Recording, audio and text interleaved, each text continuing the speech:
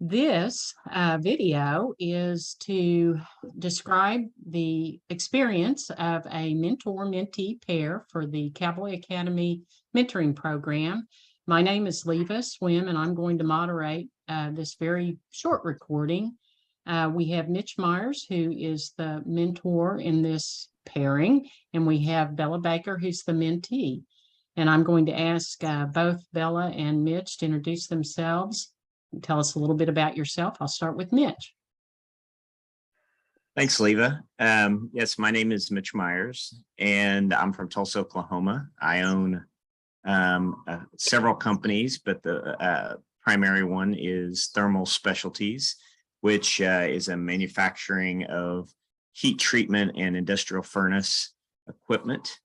Graduated from Oklahoma State back in 1995 with a Bachelor's of Science of Industrial Engineering, and then in 99 with a Master's in Business Administration, and have been serving on the Cowboy Academy for the last 5 years, and most recently as president and past president. Bella, you might tell us a little bit about yourself. So I'm Bella Baker. I'm from Oklahoma City, Oklahoma. I'm obviously an industrial engineering and management major here at Oklahoma State. I'm on the track to get my MBA, the 4+1 program. And I should graduate in May 2024. I really like OSU. This is my 3rd year here. I've been involved in a lot of various activities, from like intramurals to like the Institute of Industrial and Systems Engineers and State Student Council. And I am just doing great, enjoying my junior year.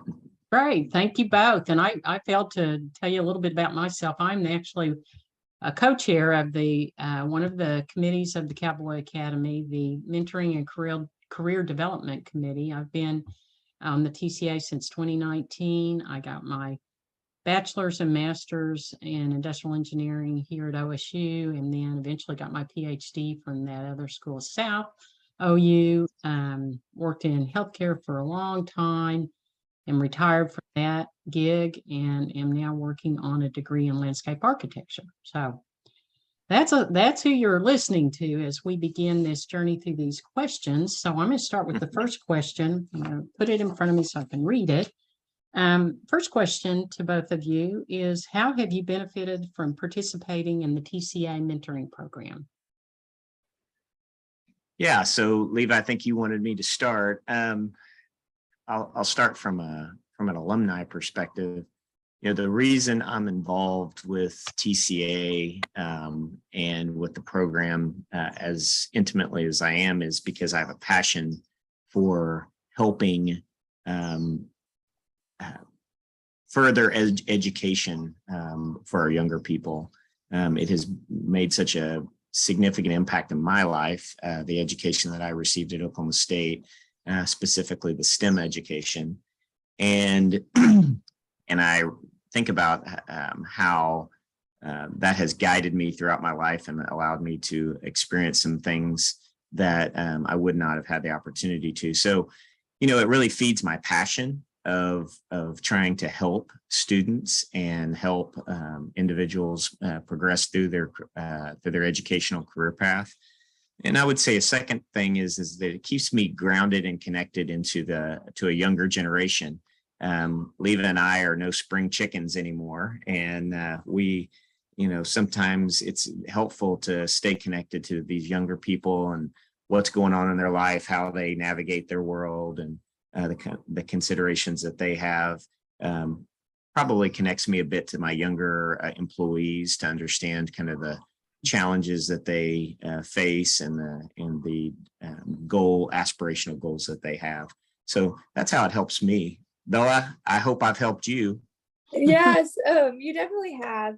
I think what's definitely unique about it is, you know, there's always on campus all of these seminars, things. Come to career development workshops, come talk about grad school, and it's you can go and you can sit in a classroom and like listen to somebody talk for a while, but what's really special about it is that we have kind of a relationship. So you know specifically what my goals are and what my situation is, and you can give like advice based on that. So it's really some like more personal insight. And also it's great just to know somebody from the industry as like a young engineer and we're starting out our careers. It's really difficult to like navigate all the different industries and to meet people who've been there, done that for a while.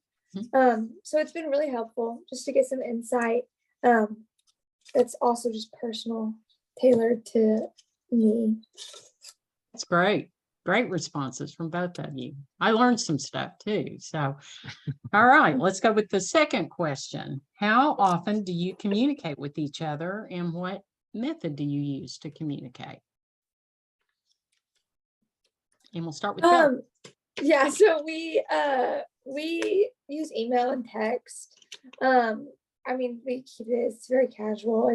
I usually reach out to Mitch whenever I'm like, hey, career fair's coming up. Do you want to meet? Hey, I've got some internship options and I want to know by next week.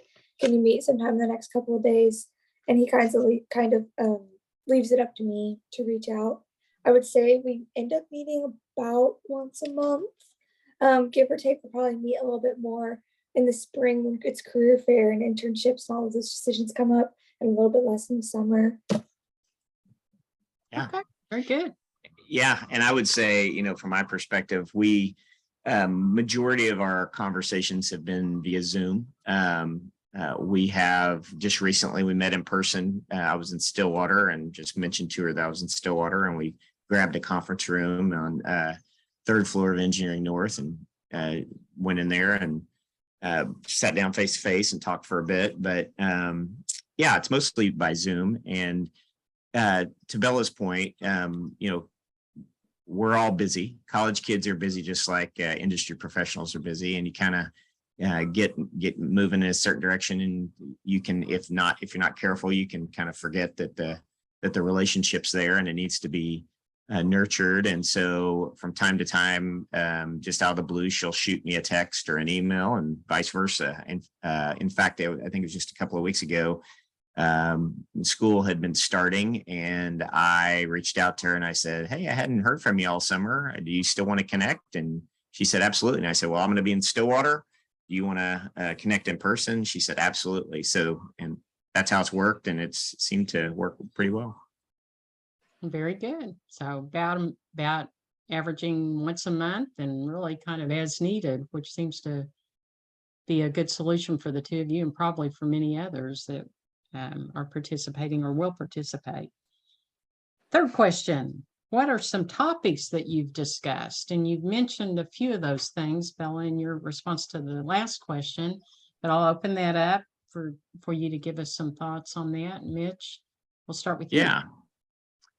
Yeah, so I'll try not to steal all of her thunder. If I name everything, then she won't have anything to say. But, you know, the most recent thing that we've discussed, she sent me a copy of her resume, and I went through it and just kind of tweaked it a little bit and told her some things that the employers might be looking for.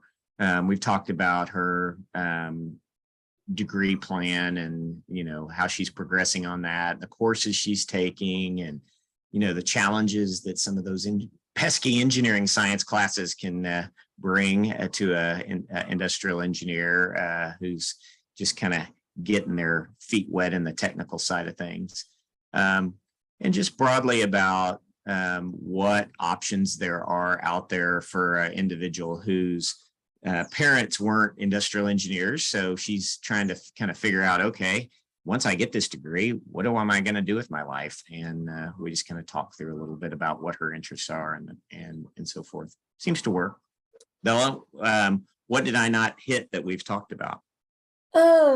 You hit most of it. Last spring we talked a lot about I was like getting ready to have my first internship over the summer, and so I was kind of describing like what type of company it was, and he kind of helped me out with just some tips on how to stay busy, get a lot out of it, ask a lot of questions, and gave me some advice like that.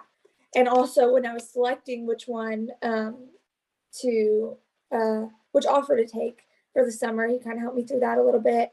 And then when we met just last week, I was like, okay, trying to figure out how do I now I have like a little bit more of a skill set. Like, can I negotiate a salary? Can I maybe negotiate a little bit to try to really get the internship or the industry or the company that I want?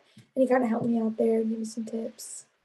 Boy, those are great. Those are Mhm. wonderful examples of what I would hope to see happening in this communication. And there's really no other place to get it as you go through, as you described, Bella, the different opportunities to listen to webinars or different organizations. Mentoring is very different. So, okay, the last question, and it is kind of directed to you to communicate to whoever might be watching this video. In particular, IE&M students that would have an opportunity to participate that aren't yet doing so. And the question is, what insight would you share with an IE&M student who is considering participating in the mentoring program? What would you tell them? I would say go for it. I mean, it's been really helpful for me. I think it's just always good to have more additional guidance in just making decisions and entering our early careers. And also, there's just so many people out there that can help. Mitch has been really great in helping direct me, especially like you mentioned earlier. I don't have anyone in my family who are even engineers at all or work in any remote industry that I would want to be in. So it's been super helpful. So I would say go for it, take a chance. It is really helpful and could really help you out in your career. Great. Yeah. And Leva, I'll just add to that, sometimes, as we all know, young people don't listen to older people as much as we know they probably should, because we've Yes, we know been there that and now. yeah, because we've been there and done that, and they think, well, it's all different. And it's a lot of times it's different, but it's the same. One of the things I've learned in my life, not just my career, but my life, is it never hurts to talk. It never hurts to sit down and have a conversation with another person, even if you don't think there's going to be benefit or you think you're going to see the world a different way. It never hurts to sit down and have that conversation. You never know where it'll take you. And the conversation that you'll have with your mentor, if you choose to pursue this, will teach you some things that you did not expect. You'll see the world through a different lens that you might not have seen it if you didn't have that conversation. So, I've been on this earth for 50 years. I thought there's been multiple times in my life that I thought I kind of had the world by the tail, and then I've realized I don't. And just having a conversation always helps. It's helped me to have the conversation with Belle. She has given me some insight that I would not have had an opportunity to have without sitting down and talking to her. So I just encourage you to take the leap. It might be a little bit nerve-wracking. Maybe you think you kind of know what you're wanting to do, but I guarantee you're gonna learn something. Very good. Thank you. Thank you both for your responses. And that concludes the questions that I was going to ask. And so we'll say, is aloha what you say when you leave and when you That's right. Aloha. Universal greeting over in Hawaii. Right. Aloha from the ocean. Yeah. Yeah. I could maybe show you Boomer Lake, but nothing like that. Yeah. Well, with that, we'll conclude. And again, thank you both. Wonderful job. I appreciate it very much. We'll talk to you all later. Thank you. Yeah, of course. Bye.